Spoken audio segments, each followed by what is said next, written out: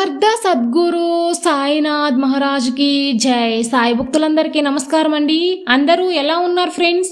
మన సాయినాథుని దయ వల్ల అందరూ సంతోషంగా ఉంటారు అని మనస్ఫూర్తిగా కోరుకుంటూ ఈ వీడియో స్టార్ట్ చేయబోతున్నానండి.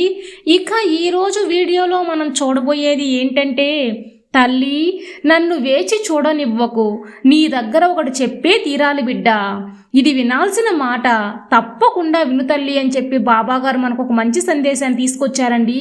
అది ఏంటి, బాబాగారు ఆ సందేశం గురించి ఏం చెప్పబోతున్నారు అనేది మన సాయినాథుని మాటల్లోనే విందామా.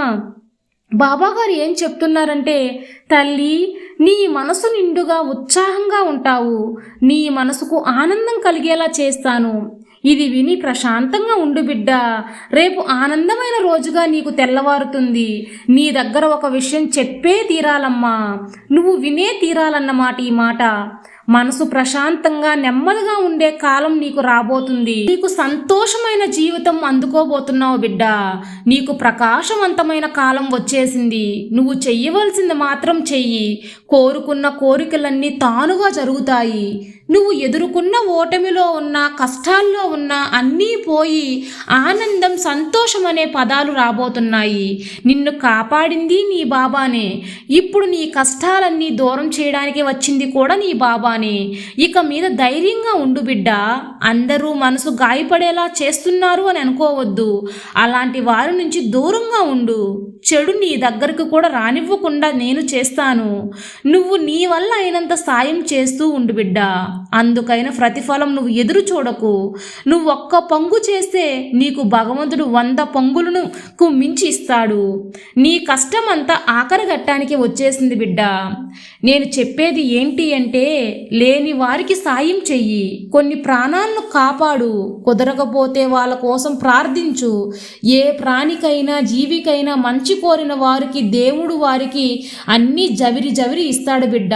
సంతోషం, డబ్బు, సిరి సంపదలు అన్నీ ఇచ్చి ప్రతి ఒక్క కోరికను తీరుస్తాడు. ఇది ఎందుకు చెప్తున్నారో తెలుసా? ప్రశాంతత, నెమ్మది కోసం ఆలోచించి నిర్ణయం తీసుకో.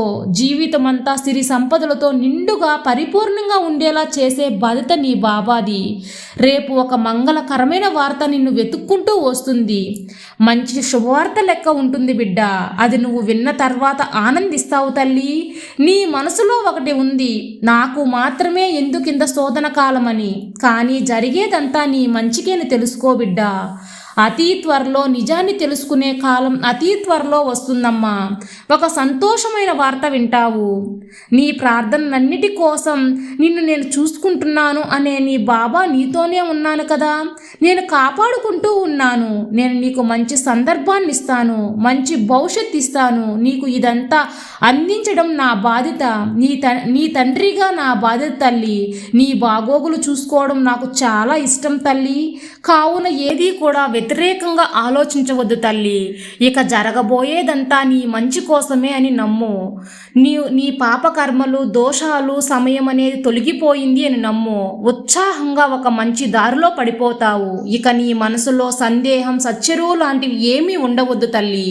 అన్నీ గెలుపులే, విజయాలు అనుకొని ఆనందంగా ఉండబోయే కాలం నీకు వచ్చేసింది తల్లి.